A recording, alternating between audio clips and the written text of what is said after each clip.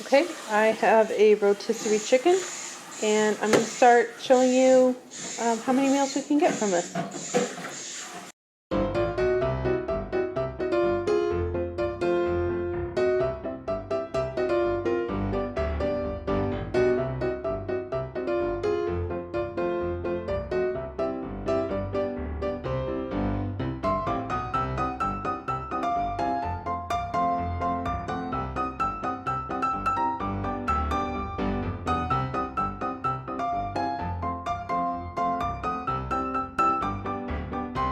Okay, so I deboned the chicken. The serving size on the container lid, the little wrapping thing, said that this would serve 6. I just put the bones in my saucepan. I separated the chicken, and I'm going to take the juice and just put it back in here, and we're going to make some chicken broth. Okay, I have my pan of bones, and I'm going to add a splash of apple cider vinegar. And then I'm going to add 8 cups of water to this. So that's only 4, and I'm going to add another 4. And then I'm just going to boil this. Okay, I'm going to bring it to a boil, and then I'm going to let it just simmer for about 3 hours. I'm making a very small batch. Normally when I make my bone broth, I collect more than 1 carcass of bones, usually like 2 or 3, and then I put them in a huge stock pot, and then it just simmers on the stove from the moment I go to bed until the moment I get up. But this recipe just says for 1 hour, but I really want to get the goodness of the bones out, and so I'm going to do it for about 3 hours. So I think these will make about 3 servings. This is the blue Pyrex lid, so this is the 4 cup, and it's about half full. I would say there's maybe a cup and a quarter, cup and a half of chicken here. So this one has some of the skin still on it and some more like dry, tougher ones. So I'm going to put that in the soup. And then this one has a little bit more in it. This one we're going to make enchiladas with. And then this one we'll make chicken stir fry with. And so I got 3 meals out of this chicken, which the meat cost for this is $1.66. Okay, so for the second recipe I'm making the bone broth with the chicken, and that's going to turn into a soup. This next recipe is this chicken enchilada. The recipe will be linked down below for you. What we're going to do is just make that chicken enchilada. I have some avocados I really need to use up, and so this was the perfect time to do this. It wasn't in the plan, but I completely changed my meal plan around so I could use the ingredients I have on hand. So here I'm just gonna make a roux, which is what I think they call it. This is like the first time I've ever heard of that being said, but it's just melted butter with some gluten-free flour, and then you're going to slowly add in your milk, and this just makes like a thickener. You just add some flour. I'm using a gluten-free flour, and then we'll add some kind of liquid to it, either chicken broth or milk. Again, I'm using a lot of the ingredients I have, so here I just had some chicken broth in the fridge that really needed to be used up, and so that's what I use, but you can definitely just do water or milk or make your own chicken broth for some bouillon cubes. Here I'm adding some sour cream. Again, the recipe for this will be linked down below, but again, my main thing is use what I have. That is the biggest challenge for me in this.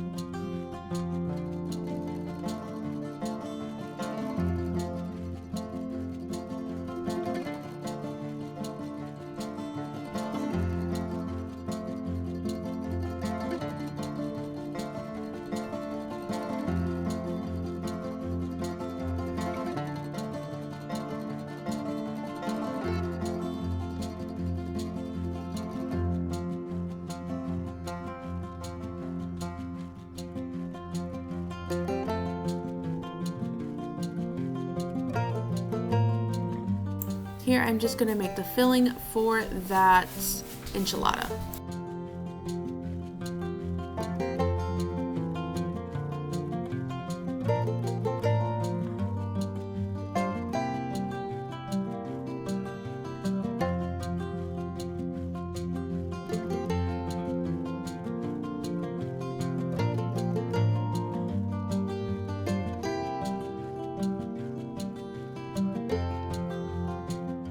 So I was originally going to do this with corn tortillas. They recommend flour tortillas, but I was like, well, you know, we should really try to keep it gluten-free. I'll do it with corn. In order to do it with the corn, you have to kind of heat the corn tortilla up, and then you got to work quickly because they will start to crumble. Tip for that is if you kind of like brush a little bit of olive oil and heat it over the stove, that olive oil will help hold that corn tortilla together while you work. But to be honest, I'm really short on time. It's already almost midnight here, and so I just have these in the freezer. They were $1.29 at my Amish salvage store, and I'm just going to use, make a note that this is going to be our wheat meal for the week, and I'm just going to use these instead of doing breakfast burritos with them. So we're going to use these for the enchiladas. Here I'm going to put a little bit of that blended sauce at the bottom. It's just going to really help kind of keep the bottom really nice and moist and not dry out. At the beginning, I went really light on the sauce, and I really didn't have to worry about that, and that actually is the kind of filler for this meal, so I really should have added a little bit more, but that's okay. And then again, as I was just trying to figure out how I wanted to do this, it's gonna look a little thin, but don't worry, like once you add everything in it, there is plenty of protein in here. And again, these tortillas should have been an 8-inch tortilla, and these were 10-inch tortillas, so I just kind of ripped the ends off. My husband and I literally had a midnight snack. So about my 9th or 10th one is about when I perfected it. So you can see how I really just it doesn't look like much, but until you roll that tortilla up, and believe me, there is plenty here. And again, little midnight snack right there for me.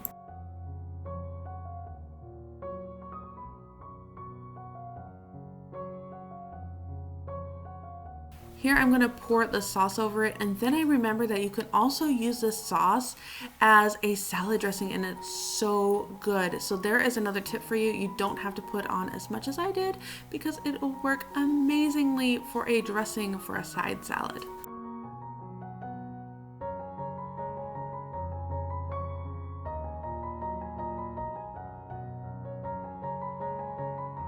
Here we're going to get back to that chicken soup. Again, all the recipes are going to be linked down below for you.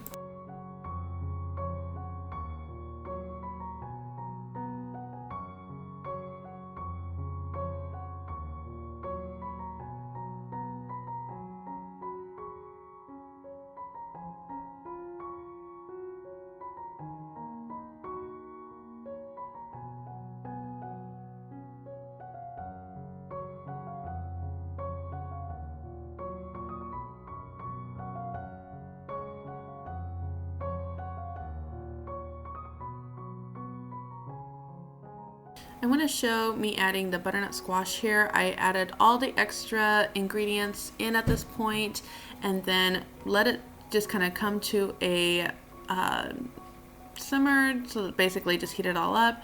Here is the soup. It was fantastic. It's not everybody's favorite, but it's definitely mine.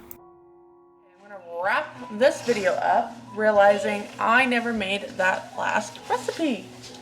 So there's a couple of things we could do with that last portion of chicken. Approximately, let's pretend this is that particular chicken. It's not, it's another one. I think I ended up using that last portion of chicken in some stir fry. So that's what I did.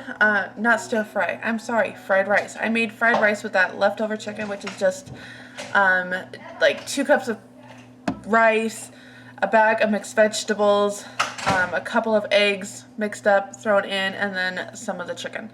And that's one thing you can do. You can do the stir fry, which is, we like 2 1-pound bags of mixed veggies, not the typical ones. We'll actually find the stir fry ones, and then put the chicken in it, put some teriyaki sauce over it, and that makes a really, and then serve it over rice, and that makes a really good stir fry. There's 2 options. I have a couple other options here, just kind of browsing through my recipe book. It's crazy over here, y'all. Just browsing through my recipe book. There's 2 other options you can do with this. One of them would be to make burrito bowls. The way you make burrito bowls is you just cook up more rice. Rice is a staple. It's always good, right? Some onion, some diced tomatoes, some black beans, and then you take your chicken and you basically coat it in some taco seasoning and you cook it up. And then you have a bit of rice and black beans with the chicken, put some lettuce on top, put some tomatoes on top, put some cheese, some sour cream, and there's another dish. The last one that you could do is the chicken stroganoff, which is just stroganoff but with chicken. It's as simple as it sounds. And that one you can make very inexpensively. It's also a very quick meal if you need something fast. That one, I have a couple of recipes for the chicken burrito bowls and for the stroganoff, and I will leave both of those linked down below for you. So these are just a few meals that you could make with one rotisserie chicken. The amount of chicken stretched over for us, the protein content probably wasn't as high. That being said, you know, lately I've been reading a lot more of like the people that have been exiled to Siberia, people that have lived through World War II, starving situations, and the amount of food that they would get. Like one book describes it as a couple grams of bread that you could just wrap your fist over, and that's what they would eat a day. We are really, really blessed in our country with the amount of food that we have at our fingertips. And so, yes, maybe it's not a huge portion, but I think we need to get away from larger portions. Would I prefer to have more protein in our meals? Yes. As you can see, I'm overweight. Less carbs, more protein is definitely a better fit for me. Again, the main thing behind this was you can get a rotisserie chicken. Again, the cost was about $5 approximately. It's about $4.50 at my local Walmart. And then it can range between $4.50 and I think $6 is another one that I've seen. If I got it for $5, it was like $1.66 per meal for your protein, and then everything else is just bringing it up. Most of these, if not all of them, were made for less than $5 a meal for our family of 7, plus a little bit of leftovers. Like that one soup, we were able to eat it twice. So that chicken soup recipe gave us the $1.66. It even gave us 4 meals, so that even brought your cost of the meat down a little bit more, like $1.25. So this is the way to do it. Again, just stretching that meat out. The meat is great. The meat is a good protein, but it doesn't have to be your only source of protein. Like in that soup, I added some beans. In the chicken enchilada, there was some cheese.